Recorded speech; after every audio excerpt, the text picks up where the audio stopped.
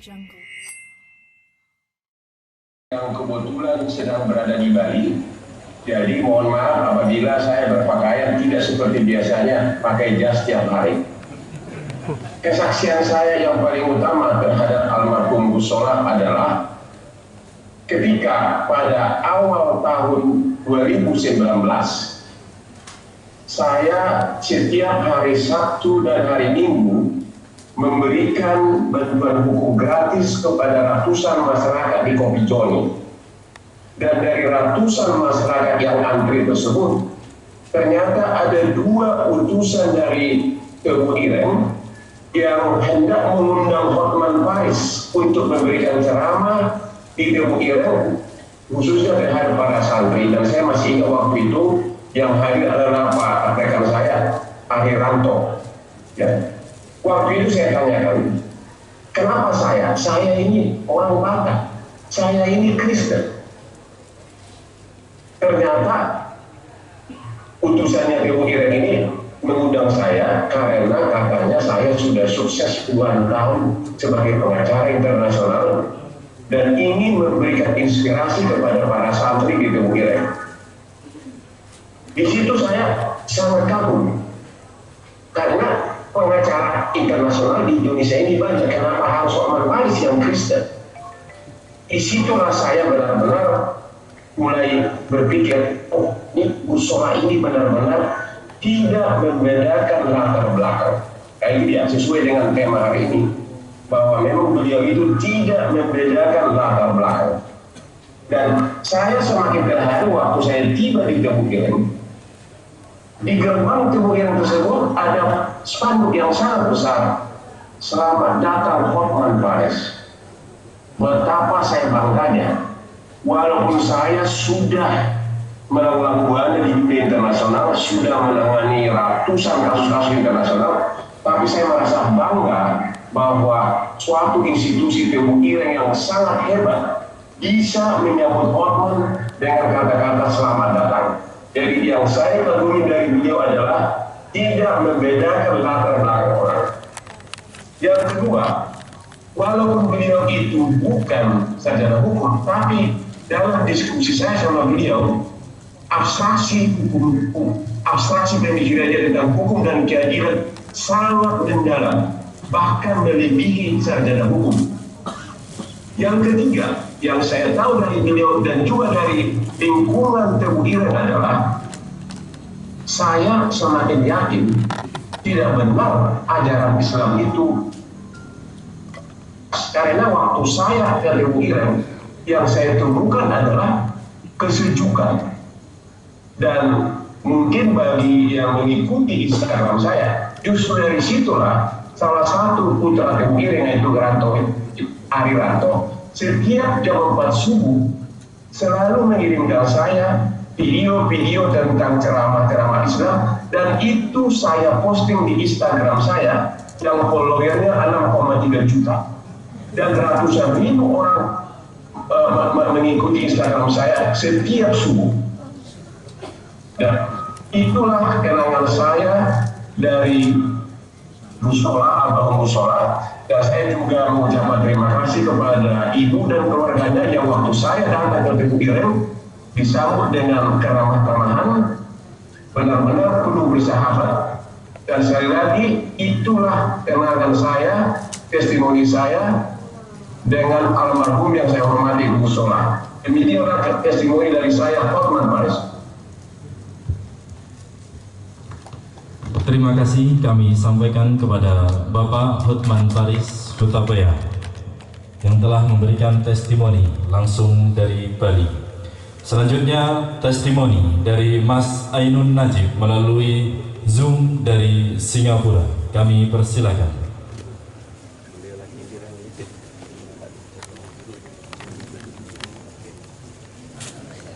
Assalatu wassalamu ala asyrafil anbiya'i wal mursalin Sayyidina wa maulana Muhammadin wa ala alihi wa ashabihi ajma'in, amma ba'du. Al-Mukarram Kiai Haji Abdul Hakim Mahfuz dan para masyayikh Teguh Ireng, Bunyai Faridah yang saya hormati, para gawagis, terutama Gus Ipang Wahid, para umarok yang sudah berkenan hadir, Ibu Khofifah, Bapak Ridwan Kamil, dan sedoyo hadirin hadirat yang saya hormati. Saya kaget sebetulnya diminta hadir di sini untuk memberikan testimoni karena siapalah saya. Saya ini seorang muhibbin saja, santri pun ini hitungannya santri kilat mahon. Saya termasuk muhibbin nahdiyin yang perjalanan hidupnya di dunia umum, di dunia eksakta, hanya mencintai para kiai, mencintai Nahdlatul Ulama, dan melanjutkan tradisi dari keluarga saya, keluarga Abah, dan para buyut.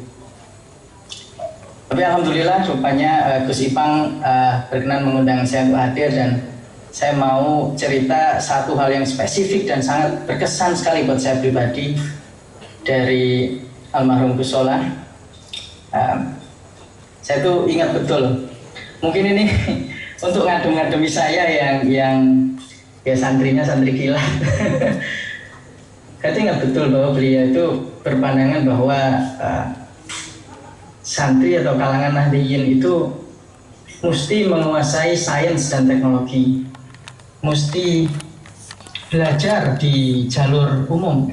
Santri harus kuliah di ITB, kuliah di UI, kuliah di UGM, kuliah di ITS, kuliah di mana-mana seluruh dunia, universitas dan institut sains dan teknologi yang terbaik.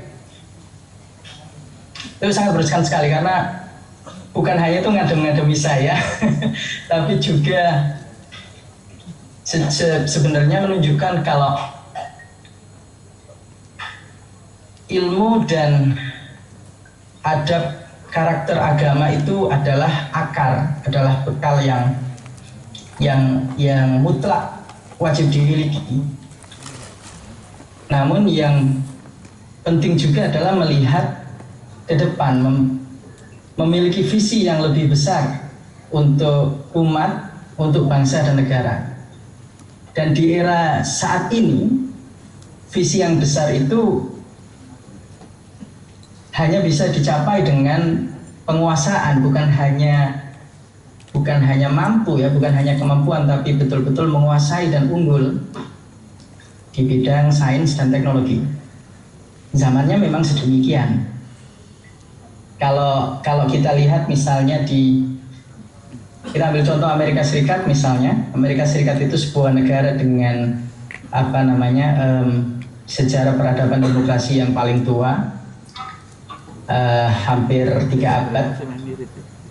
Tapi kita lihat sendiri dengan mudah karena gagal menguasai struktur sosial yang dikacau balaukan oleh sosial media dengan hoax, dengan fake news. Kita lihat terjadi polarisasi yang sangat besar, dan beberapa tahun terakhir dampaknya juga sangat signifikan di kestabilan sosial di sana. Nah, itu apatah lagi di Indonesia, dan kita sedang mengalami problem itu. Mungkin banyak yang melihat itu sebagai problem sosial, tapi sejatinya itu adalah problem teknologi, karena kita belum menguasai, hanya sekedar mampu menyikapi hadirnya teknologi informasi dan sosial media. Dan ini baru awal, karena dalam dekade-dekade ke depan akan lebih mengerikan dan lebih cepat lagi itu perubahan teknologi yang kita semua, terutama kalangan muda Nahdliyin, mesti siap. Itu yang saya ambil dan saya pelajari dari Gus Solah ya. Mungkin agak bias, confirmation bias kalau istilahnya di dunia data itu. Jadi saya memilih cherry picking, saya memilih kesan dari beliau yang memang sesuai dengan saya.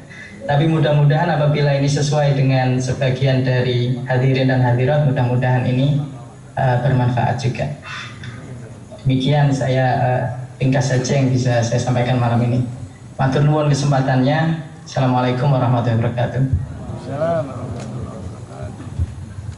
Terima kasih kami sampaikan kepada Mas Ainun Najib.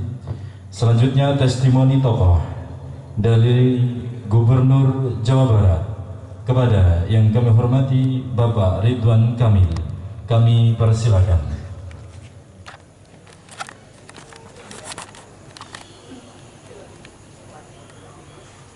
Assalamualaikum warahmatullahi wabarakatuh. Alhamdulillahirabbil alamin. Wassalatu wassalamu ala asrofil anbiya'i wa mursalin wa ala alihi wa sahbihi wa man tabi'ahum bi ihsanin ila yaumiddin. Hamdan syakirin, hamdan na'imin, hamdan yuafi ni'amahu wa yukafihu mazidah.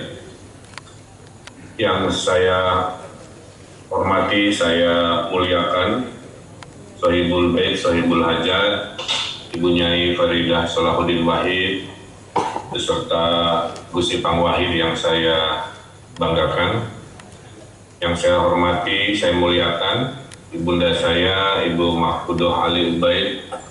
Alhamdulillah bisa bertemu lagi walaupun secara virtual, juga bersama Ibu Nyai Menjidah Wahab selaku Bupati Jombang, dan tentunya sahabat saya sesama gubernur, yaitu Ibu Gubernur Jawa Timur, Ibu Hajah Khofifah Indar Parawansa beserta jajaran. Yang saya hormati Kiai Haji Abdul Hakim Mahfuz selaku pengasuh pesantren Tebu Irang beserta seluruh yang saya muliakan Duriah Kiai Haji Hasyim Asy'ari. Yang saya banggakan tentunya para individu yang memberikan testimoni. Ada Bang Hotman Paris, ada Mas Ainun Najib di Singapura. Bang Ainun Najib ini sedang dicari Pak Jokowi, sedang dikerahkan TNI Polri untuk memulangkan dari Singapura, saking istimewanya. Juga Mbak Najwa Shihab dan guru saya yang saya muliakan, terima kasih ilmunya Gus Miftah, dan juga Kiai Haji Reza Ahmad Zahid, dan seluruh hadirin hadirat yang kami muliakan. Bapak Ibu yang saya hormati, di 2 tahun berpulangnya Gus Solah ini, tentu saya ingin menyampaikan rasa terima kasih saya kepada Ibu Nyai Faridah bahwa dalam perjalanan pertemuan pribadi saya dengan Gus Solah, banyak nasihat-nasihatnya yang secara diam-diam saya praktekkan, Ibu. Tentunya kami juga ada ikatan yang sangat kuat sebagai sesama alumni teknik arsitektur di Institut Teknologi Bandung. Jadi seperti tadi Mas Ainun Najib mengatakan, pada dasarnya santri itu ada yang menjadi kiai, ada yang menjadi santri ilmuwan, ada santri menjadi pengusaha, ada santri yang menjadi gubernur mungkin, atau presiden, saya tidak tahu. Tapi apapun itu dasarnya adalah santri. Ya. Sehingga setiap keputusan pasti berdasarkan syariat yang menjadi panduan. Nah, ada 4 syariat yang selalu saya pegang. Mungkin Mas Ipang tadi sudah lihat, saya hobinya coret-coret. Tentang pesan Gus Solah di berbagai kesempatan, termasuk waktu bertemu dengan saya menjelang gubernur, tentang 4 prinsip Islam Ahli Sunnah wal Jamaah. Yang pertama, menitipkan pesan tawassut, Islam wasatiyah, Islam tengah yang sekarang sedang mengemuka. Jadi Ibu Nyai, Gus Ipang, saya gara-gara nasihat itu sudah 2 tahun membuat program namanya English for Ulama, melatih bahasa Inggris para ulama-ulama muda Jawa Barat. 5 terbaiknya saya kirim menjadi duta besar Jawa Barat dalam dialog antara Barat dan Islam. Mereka bertanya, Pak Gu, pesan apa dari kami kepada orang Barat? Kira-kira begitu. Jawaban saya adalah sampaikan bahwa Islam khususnya di Jawa Barat adalah Islam wasatiyah, Islam tengah yang ramah. Itulah sebenarnya nasihat yang datang dari Gus Solah yang saya jadikan sebuah program. Nasihat kedua tentang Islam yang harus tegak lurus, i'tidal, berkeadilan, ya, membela kaum lemah dengan ekonominya, dengan teknokratisnya. Yang ketiganya tentang keseimbangan, tawazun, tentang keseimbangan ikhtiar dan doa, keseimbangan dunia dan akhirat, keseimbangan kerja dan keluarga. Itu juga adalah nilai-nilai aswaja yang selalu menjadi nasihat. Dan terakhir adalah tentang sasamu, Islam toleran, yang tadi sudah ditestimonikan oleh Bang Hotman Paris. Kalau kita tidak bisa bersaudara dalam keimanan, kita bisa bersaudara dalam kebangsaan. Kalaupun kita tidak bisa bersaudara dalam keimanan dan kebangsaan, kita masih bisa bersaudara dalam kemanusiaan.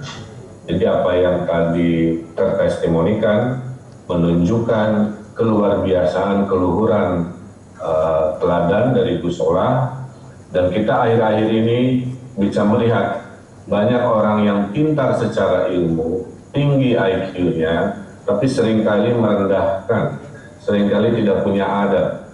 Kasus-kasus masalah etnisitas yang kemarin rame, ya, itu adalah contoh. Orang-orang itu pintar-pintar, tapi ilmunya mendahului adab, kejujuran, dan akhlaknya. Nah, mudah-mudahan ini jadi pelajaran, dan bahwa adab, akhlak, dan kejujuran harus di saf pertama sebelum yang namanya ilmu. Ya. Saya kira itu pesan-kesan saya yang luar biasa. Insya Allah saya pergi sebagai pemimpin pengambil keputusan.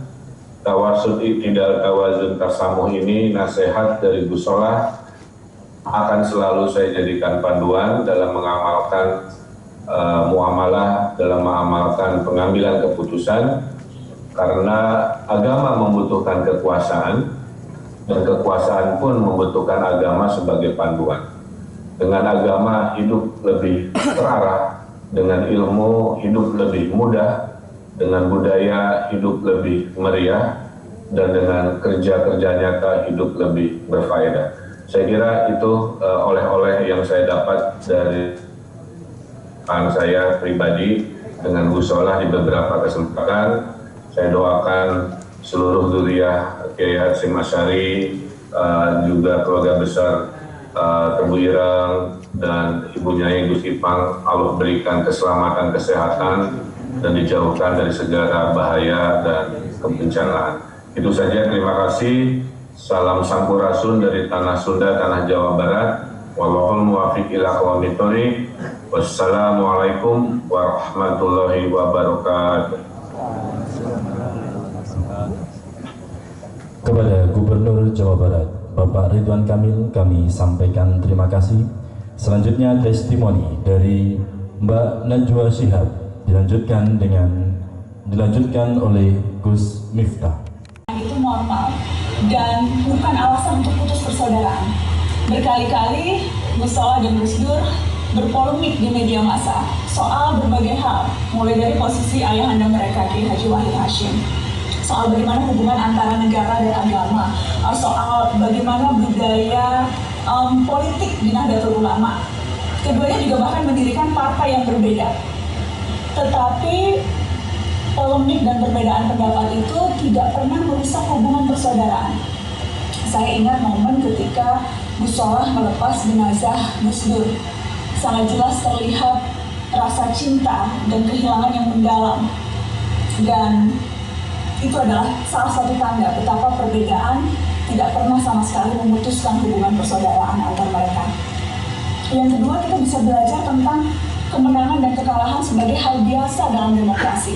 Kita tahu Gus Solah pernah 2 kali maju dalam pemilihan, tahun 2004 sebagai calon wakil presiden, dan kemudian tahun 2015 maju sebagai ketua umum PBNU. 2 momen yang dimana Gus Solah tidak terpilih, dan saya masih ingat, kita semua juga masih teringat, tidak ada kemarahan yang berlebihan atau amuk yang tidak masuk akal dari Gus Solah. Beliau adalah teladan dalam demokrasi. Yang ketiga, kita bisa belajar kapan saatnya berhenti untuk kembali pulang ke habitat asli setelah menempuh lika-liku perjalanan hidup. Gus Solah dari seorang aktivis mahasiswa, menjadi konsultan, pengusaha konstruksi, menjadi penulis, cendekiawan, politikus, tokoh nasional, dan Gusola akhirnya pulang ke Jombang mengasuh pondok pesantren Tebu Irang. Sangat banyak dari kita yang tidak tahu kapan saatnya berhenti, sangat banyak dari kita yang masih terus ambisius rakus mengejar banyak hal. Tapi Gusola tahu kapan saatnya berhenti, dan di perhentian terakhir itulah Gusola menemui Sang Khalid, wafat dalam keadaan yang insya Allah husnul khotimah. Al-Fatihah untuk Gusola.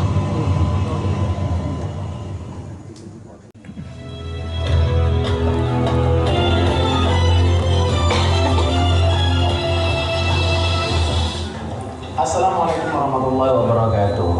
Alhamdulillahirabbil alamin wa kafa, salatu wassalamu ala sayyidina Muhammadin Mustafa wa ala alihi wa sahbihi ahli sidqi wal wafa. Amma ba'd. Hadratul muhtaramin, para masyayikh, para kiai, para habaib, dan seluruh yang hadir yang saya muliakan. Alhamdulillahirabbil alamin. Kita memperingati haul kedua dari guru kita Al-Maghfurlah Kiai Haji Salahuddin Wahid. Setiap kali perayaan haul atau peringatan haul, tentunya kita harus bisa dengan bijak mengambil pelajaran dari sosok yang kita peringati haulnya.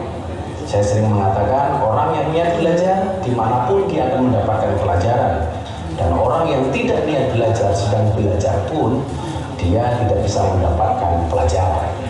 Kita belajar dari sosok seorang Kiai Haji Salahuddin Wahid.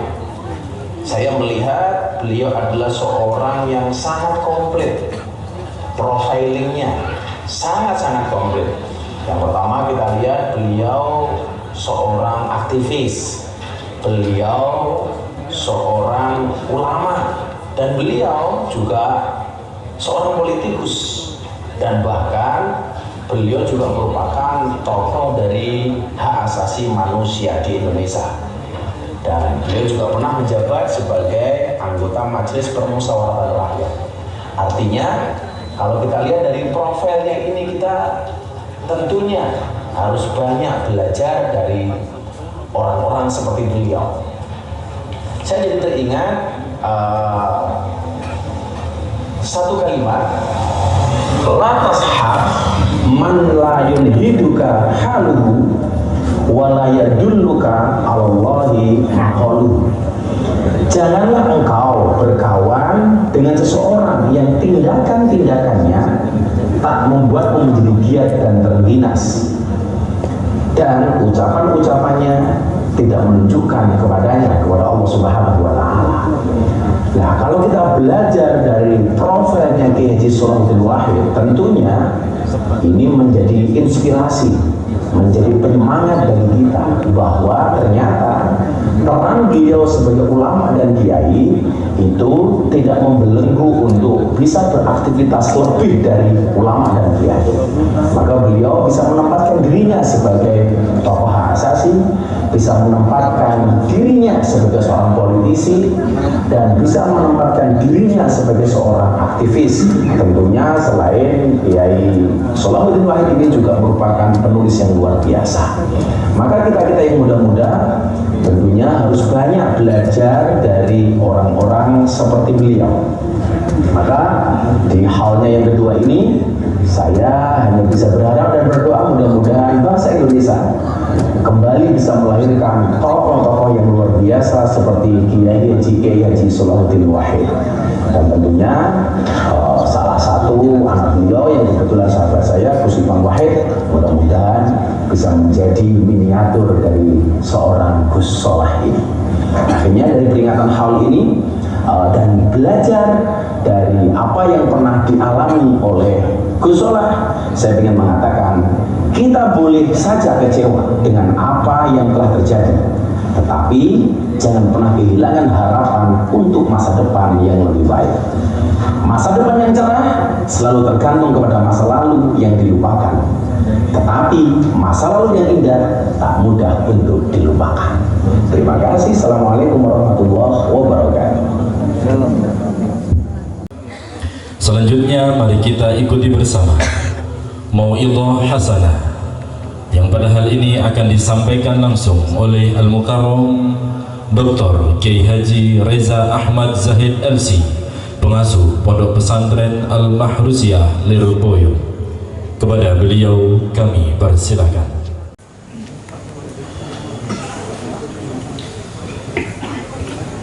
Assalamualaikum warahmatullahi wabarakatuh. Assalamualaikum warahmatullahi wabarakatuh. Bismillah, alhamdulillah, wassalatu wassalamu ala rasulillah wa ala alihi wa sahbihi wa mawalah, amma ba'dah. Hadratal muhtaramin, hadratal muhtaramat, para kiai, para ibu nyai, para sesepuh, para bini sepuh, wabil khusus dumateng beliau panjenenganipun Ibu Nyai Faridah Sholahuddin Wahid. Mugi-mugi beliau pinaringan sehat walafiat, umur panjang, sabar, tabah dan istiqomah, beserta segenap keluarga besar panjenenganipun Allah yarham Kiai Haji Sholahuddin Wahid.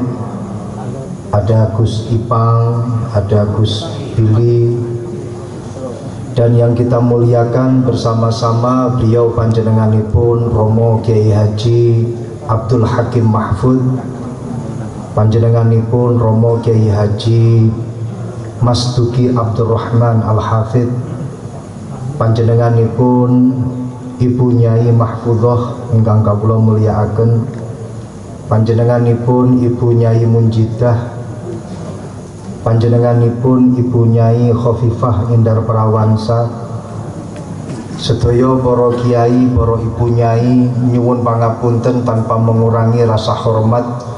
Tidak bisa kami sebutkan namanya satu persatu. Beliau-beliau para tokoh, para kiai yang hadir bersama dengan kita melalui Zoom, melalui virtual, panjenenganipun Gus Miftah, panjenenganipun Mbak Nana, panjenenganipun Gus Hotman. Karena saya dengar bahwa beliau mendapatkan gelar Gus Honoris Causa itu dari Pondok Pesantren Tebu Ireng. Rumornya semacam itu.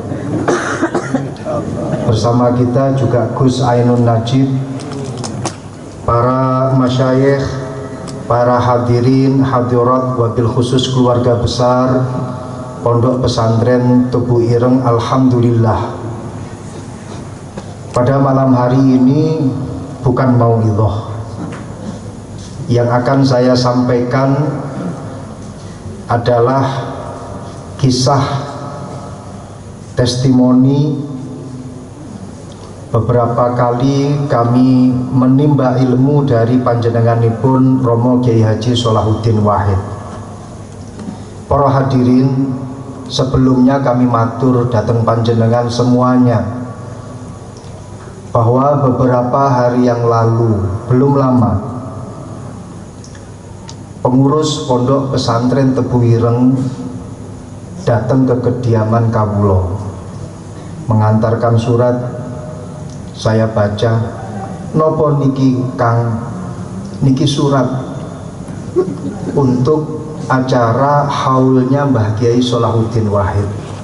Saya buka, saya ditugaskan oleh Gus Ipang untuk memberikan testimoni.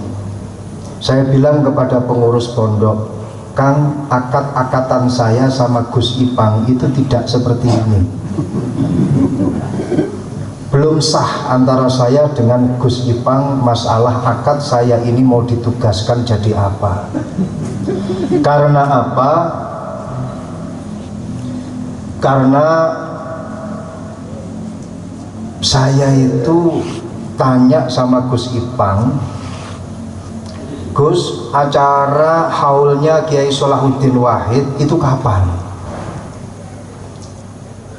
Dijawab sama Gus Ipang, bentar saya mau tanya ke pengurus dulu.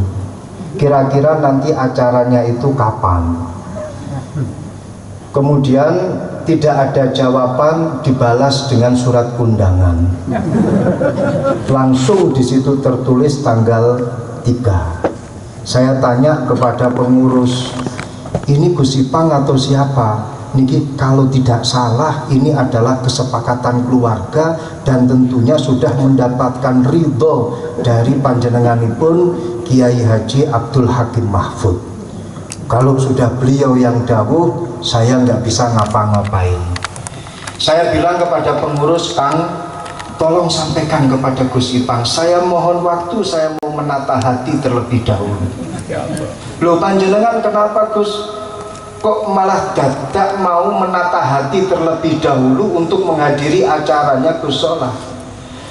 Kalau saya ketemu Gus Ipang, saya nggak perlu untuk menata hati. Tapi kalau saya ketemu sama guru saya Kiai Haji Sholahuddin Wahid, saya harus menata hati karena saya ingat dawuhnya Mbah Kiai Ihsan Jampes di dalam kitab Sirajut Thalibin, menukil kalamnya Al-Imam Al-Habib Abdullah ibn Alawi Al-Haddad. Dawuhnya begini, Kang, al-wali yakunu i'tina'uhu biqarabatihi walaidina ma'ahu aksar wa aksar min i'tina'ihi bihim fi hayatihi.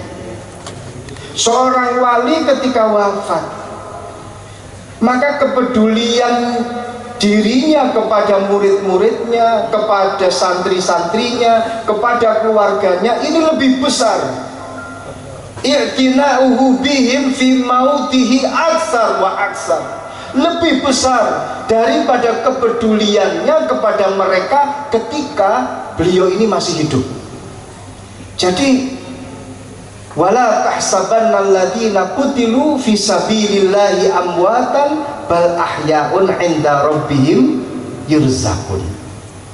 Jadi saya harus bersiap diri karena kepedulian beliau kepada kita ketika beliau ada di alam kubur ini lebih hebat dan lebih dahsyat kepada kita bila dibandingkan dengan beliau ini masih hidup. Kenapa? Al-Imam Abdullah ibn Alawi Al-Haddad memberikan 2 alasan. Yang pertama, orang kalau masih hidup itu pasti masyghulun bit taklif.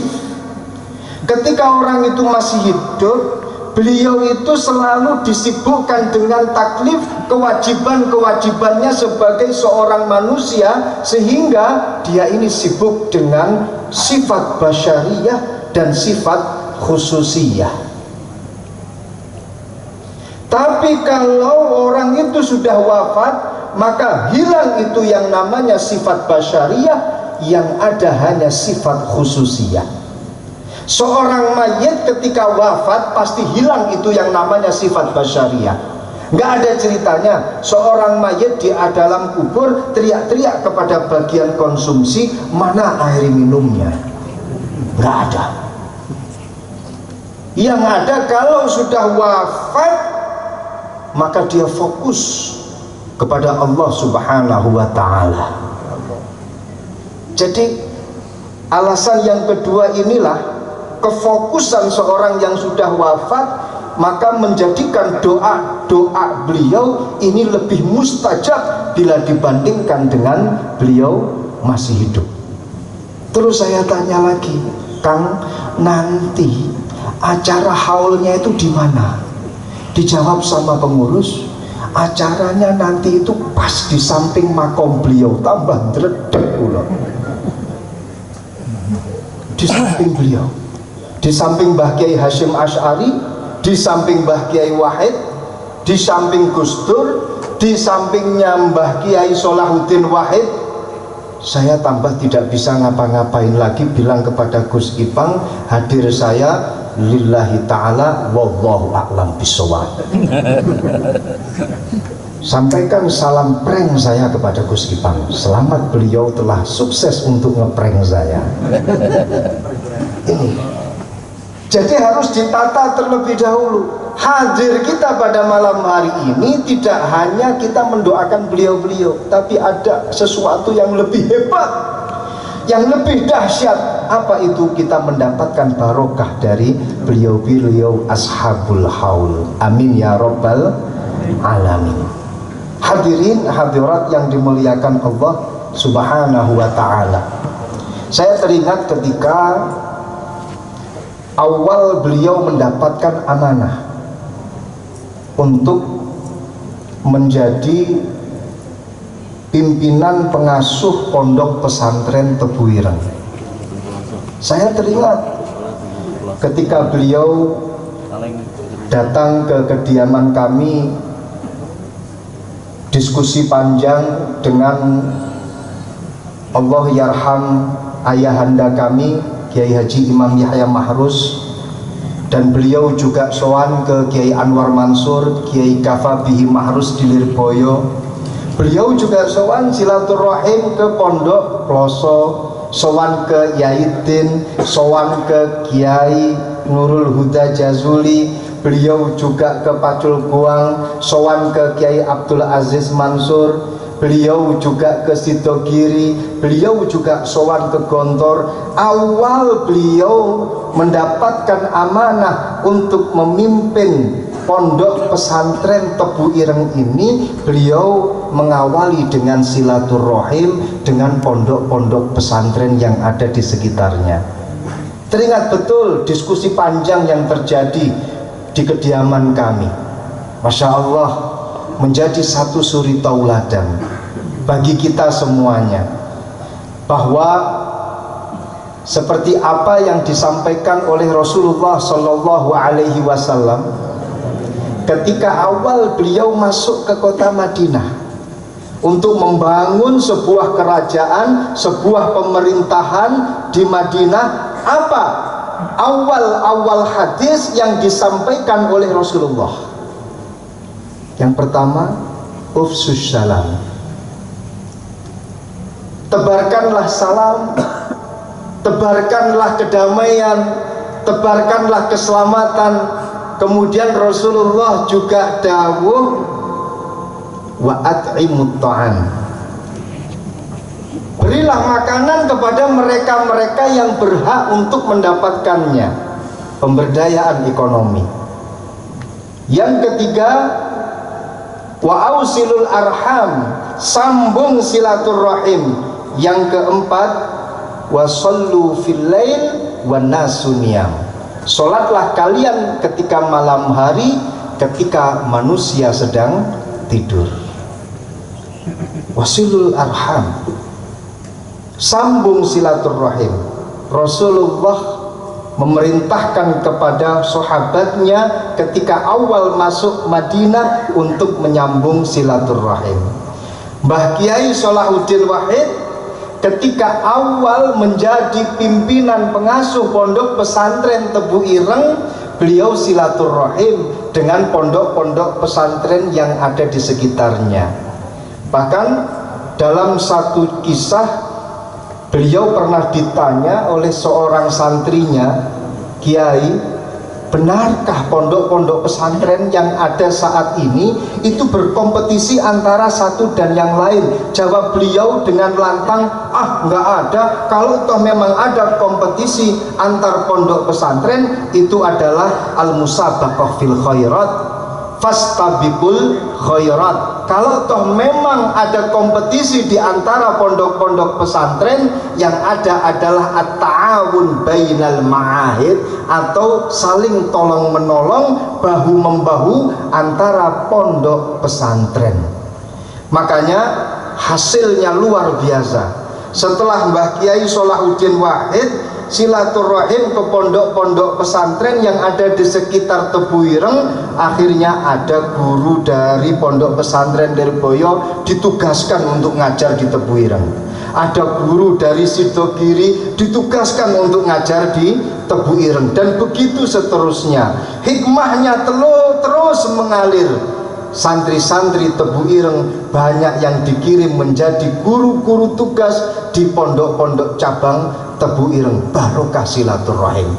uswah untuk kita semuanya.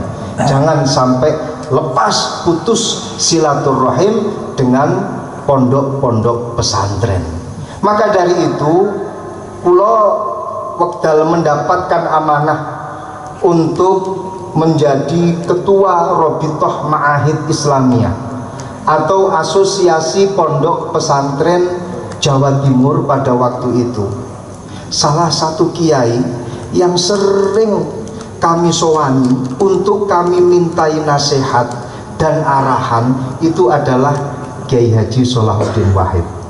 Berkali-kali sowan ke beliau, dan luar biasanya adalah beliau selalu ada waktu untuk berdiskusi dengan kami, dan siapalah kami.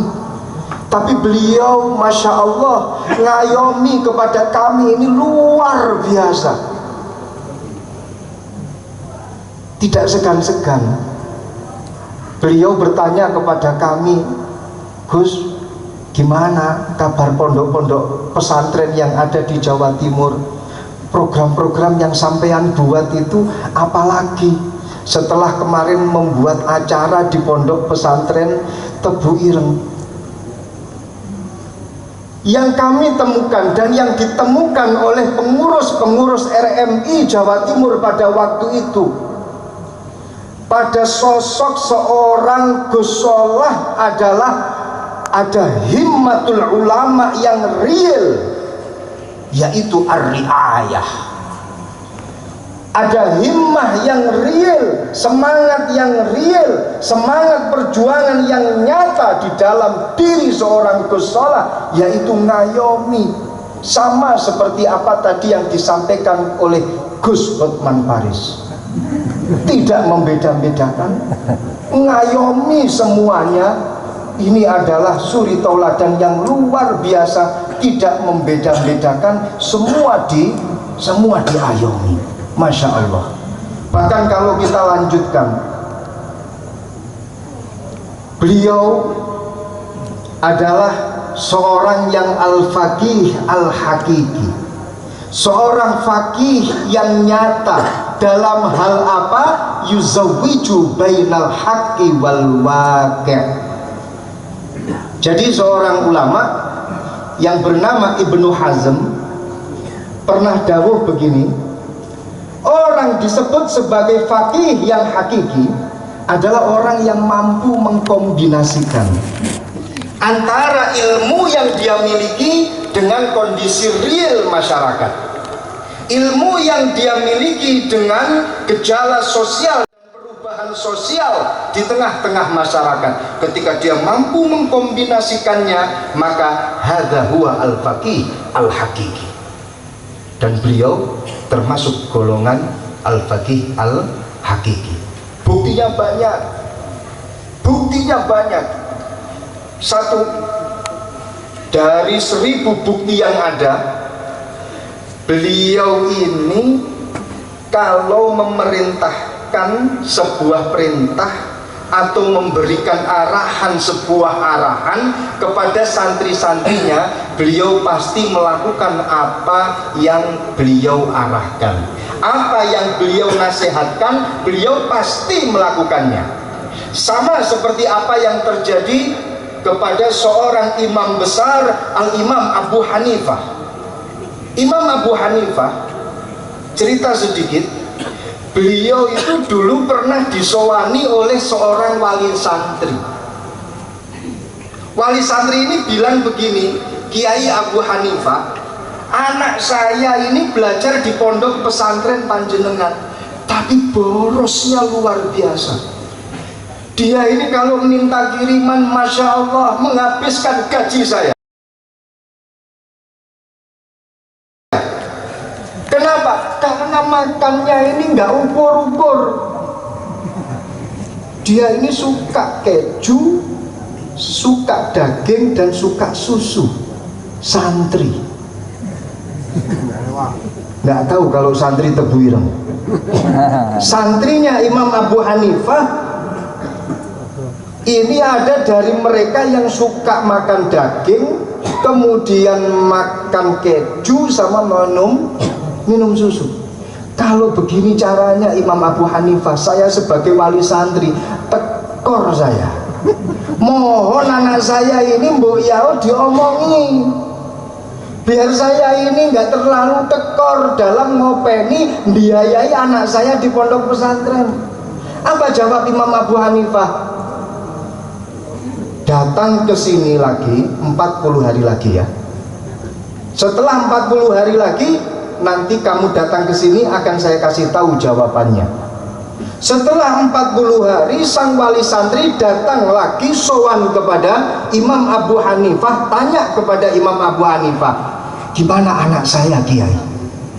Anak itu kemudian dipanggil oleh Imam Abu Hanifah, Jong, kamu jangan makan daging terlalu banyak, kamu jangan terlalu banyak makan keju, kamu jangan terlalu banyak minum susu, kamu harus bisa ukur-ukur kalau makan dan minum. Sudah, balik sana ke kamar, balik sana ke pondok. Wali santri ini kaget lah, ngomong gitu tok dadak kon ngenteni 40 hari. Akhirnya dia tanya kepada Imam Abu Hanifah, Yai, panjenengan cuman bilang gitu tok, saya disuruh nunggu 40 hari, kenapa?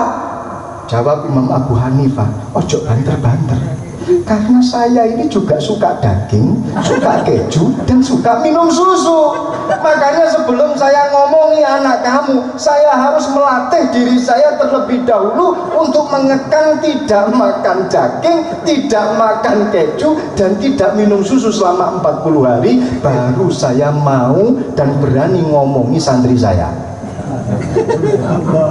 Subhanallah. Kebanyakan saat ini kan lebih mengedepankan kaidah al-amir la yu'mar. Kebanyakan orang-orang saat ini, para pengurus-pengurus ini biasanya jadi dalilnya pengurus pondok.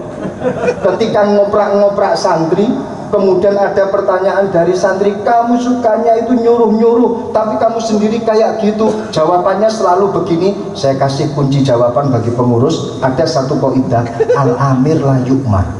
Orang yang merintah itu nggak bisa diperintah. Tapi ini biasa jadi kaidah helah, jadi kaidah untuk agar bisa lepas dari kewajiban, dan ini adalah musibah. Tapi tidak bagi Gus Solah. Ketika beliau merintah, beliau sendiri juga melakukannya. Satu contoh lagi, kalau tidak salah, beliau pernah menceritakan kepada kami ketika kami sowan ke beliau tentang kantin kejujuran. Beliau promosikan, Pak Kiai Kikin leres nih, ada kantin kejujuran. Ini produknya Kiai Salahuddin Wahid. Saya awalnya itu menganggap ini hal yang biasa, sing jenenge kantin itu kan pasti jujur. Tapi ternyata tidak semua kantin ini penuh kejujuran. Saya tanya kepada beliau, ternyata betul. Kantin yang beliau produk, yang beliau create ini adalah kantin yang mana seorang penjual dan pembeli ini saling percaya antara satu dan yang lain. Saya utek-utek di dalam bab fikih muamalat, di situ ada satu bab atau satu pasal namanya bai'ul mu'atoh atau jual beli mu'atoh. Kalau makna dalam pondok pesantren itu namanya jual beli lunglungan atau adol tinuku lunglungan. Jadi tanpa ada akad, tanpa ada sihot ijab qabul, saling percaya antara baik dan mustari, antara penjual dan pembeli. Iki aku ngekekne duit plek, entah apa itu yang diambil, ini kemudian jual beli semacam ini dikatakan sah. Menurut kebanyakan madhab Syafi'iyah, memang jual beli semacam ini tidak sah. Tapi Imam Ghazali mengatakan, qala sahibul ihya ma qad mala sahibul ihya bisihhati bai'il mu'atah. Imam Ghazali mengatakan bahwa yang namanya bai'ul mu'athah ini diperbolehkan, jual beli tanpa ada sighat akad ijab qabul, tapi dengan catatan menurut Imam Ghazali harus fi syai'in yasirin, atau dalam hal yang ringan, dalam hal yang harganya itu tidak mahal. Jangan terus disamakan jual beli sepeda motor mu'athah lung-lungan, bukan. Kalau cuman sekedar tempe, tahu, harganya yang murah-murah, itu sah jual beli mu'athah menurut Imam Ghazali.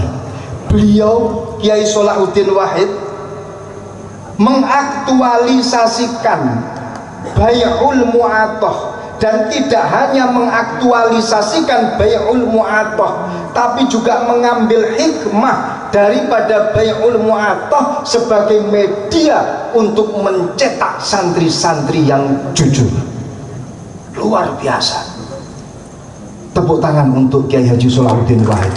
Pasti beliau mendengar tepuk tangan kita. Kalau tidak percaya silahkan susul beliau. Jadi beliau betul-betul menerapkan ada satu kaidah. Jadi banyak hal yang kalau kita gali dari beliau ini sebenarnya bersumber dari kaidah-kaidah sufiyah, seperti halnya arba'atun tusawwidul abda. Ini adalah dalil daripada judul acara kita malam hari ini. Entah siapa yang bikin judul acara kita pada malam hari ini, saya yakin beliau pasti juga tahu tentang dalilnya atau kaidahnya. Kalau Gus Ipang pasti tahu. Arba'atun tusawwitul abda al-adab wal ilmu wasidqu wal amanah. 4 hal yang bisa mengangkat derajat seseorang. Orang biasa jadi luar biasa, orang ordinary menjadi extraordinary. Apa itu? Adab. Al-adab, akhlak, qimatul mar'i min akhlaqihi. Harga seseorang dilihat dari akhlaknya. Man laisa lahu adab fa alaihi santab. Yang kedua adalah al-ilmu. 2 hal ini bisa mengangkat orang yang pada awalnya biasa-biasa saja menjadi luar biasa. Tapi adab yang lebih utama. Research yang saya lakukan serta survei membuktikan, ketika saya menyebar angket kepada para calon mertua dengan beberapa pertanyaan, panjenengan lebih pilih mana? Menantu yang adabnya bagus tapi enggak begitu pinter, atau menantu yang alim tapi adabnya rusak? Semua calon mertua mengatakan lebih memilih menantu yang adabnya bagus, ilmunya juga bagus. Real. Yang ketiga adalah as-sidqu, dan yang keempat adalah al-amanah. As-sidqu wal amanah, jujur dan bisa dipercaya. Inilah pelajaran-pelajaran yang diberikan oleh beliau kepada kami sebagai santri-santri beliau, yang selalu ngerepoti beliau untuk minta dawuh-dawuh beliau, khususnya ketika kami mendapatkan amanat untuk berkhidmah ke pondok-pondok pesantren seluruh Jawa Timur. Kami berharap semoga para penerus-penerus beliau betul-betul istiqomah dalam meneruskan perjuangan beliau. Amin ya rabbal alamin. Pada suatu ketika Rasulullah Shallallahu Alaihi Wasallam ini ditanya oleh sahabatnya, ya Rasulullah, hal baqiya min birri abawayya syai'un abarruhuma bihi ba'da wafatihima. Apakah aku bisa melakukan birrul walidain kepada kedua orang tuaku setelah beliau berdua ini wafat? Naam, kata Rasulullah, ada. Arba'u khisalin, 4 perkara yang harus kamu lakukan ketika kamu telah ditinggal oleh orang tua kamu. Yang pertama adalah as-salatu alaihima. Satu riwayat mengatakan ad-du'a'u lahuma wal istighfaru lahuma. Mendoakan kepada orang tua kamu dan minta ampunan kepada Allah untuk kedua orang tua kamu. Alhamdulillah sudah dilakukan. Yang kedua, wa infadhu ahdihima. Wasiat-wasiat beliau, janji-janji beliau lakukan. Tantangan terbesar setelah ditinggal oleh orang tua adalah lupa dengan wasiat-wasiat kedua orang tuanya. Jangan pun sampai ke masa yang akan panjang, masa yang panjang baru ditinggal oleh orang tuanya, baru saja ditinggal dan baru saja mendapatkan nasihat dari kedua orang tuanya, ojo rebutan harta warisan. Itu saja baru ditinggal oleh orang tua, wis ribut sakarepe dhewe. Nggih napa mboten? Kemudian yang ketiga, dawuhnya Rasulullah adalah silaturrahim allati la tusalu bihi illa bihima. Silaturahim dengan sanak raket, dengan kerabat. Kemudian yang keempat adalah ikramu sadiqihima, memuliakan teman-temannya almarhum. 4 hal ini wasiat dari Rasulullah Shallallahu Alaihi Wasallam.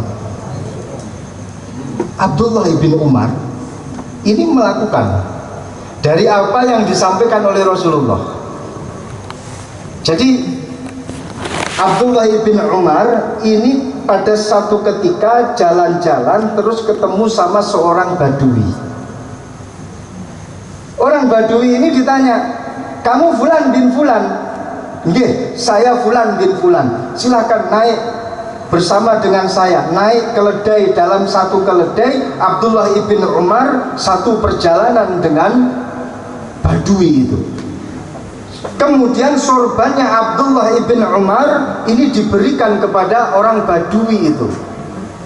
Asistennya Abdullah ibn Umar bilang, ama yakfihi dirhaman, kamu kok begitu memuliakan orang badui itu, padahal kalau kamu beri 1 dirham saja itu sebenarnya sudah cukup. Kenapa kamu kok memuliakan begitu luar biasa, sampai kamu beri tunggangan, sampai kamu beri sorban kamu? Jawab Abdullah ibn Umar, jangan rame-rame. Dawuhnya Rasulullah Sallallahu Alaihi Wasallam, an inna abarral birri silatul waladi ahla wuddi abihi. Perbuatan baik yang kita lakukan untuk kedua orang tua kita adalah menyambung hubungan kembali dengan kekasih-kekasih orang tua kita, menyambung hubungan kembali dengan saudara-saudara orang tua kita. Ini dawuhnya Rasulullah Shallallahu Alaihi Wasallam. Semoga kita semuanya bisa mengamalkan dawuh-dawuh beliau. Amin ya rabbal alamin. Makaten para rawuh yang bisa kami sampaikan, kurang lebihnya mohon maaf. Wal afu minkum. Wassalamualaikum warahmatullahi wabarakatuh.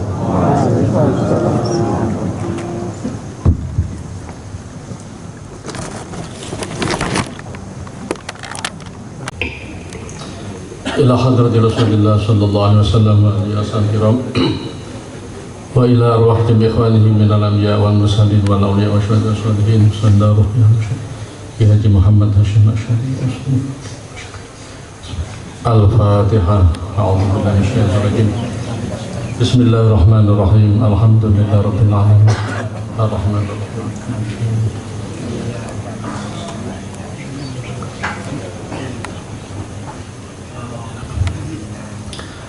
Bismillahirrahmanirrahim. Alhamdulillahirabbil alamin. Allahumma shalli wa sallim ala sayyidina Muhammad wa ala ali sayyidina Muhammad. Allahumma anfa'na bima 'allamtana wa 'allimna ma yanfa'una wa zidna 'ilman nafi'a. Allahumma ij'alna wa ahlana wa dhurriyyatana talamidana ashabana min ahli al-'ilmi wa ahli al-khair wa la taj'alna wa iyyahum min ahli al-wadh. Allahumma a'inna 'ala dzikrika, syukrika wa husni ibadatik. Allahumma arina al-haqqa haqqan warzuqna ittiba'ah wa arina al-batila batilan warzuqna ijtinabah. Allahumma ij'alna minal ladzina yastami'una al-qawla fayattabi'una ahsanah. Allahumma ya muyassir yassir, ya mudabbir dabbir, ya muslim sahil sahil alaina kulla asir, sahil an kulla asir. Allahumma yassir lana umurana qadhi hawajan wa hasin maqasidana. Rabbana atina fid dunya hasanah wa fil akhirati hasanah wa qina adzabannar. Wa sallallahu ala sayyidina Muhammad wa ala alihi wa sahbihi wa baraka wasallam. Walhamdulillahi rabbil alamin. Wassalamualaikum warahmatullahi wabarakatuh. Salam.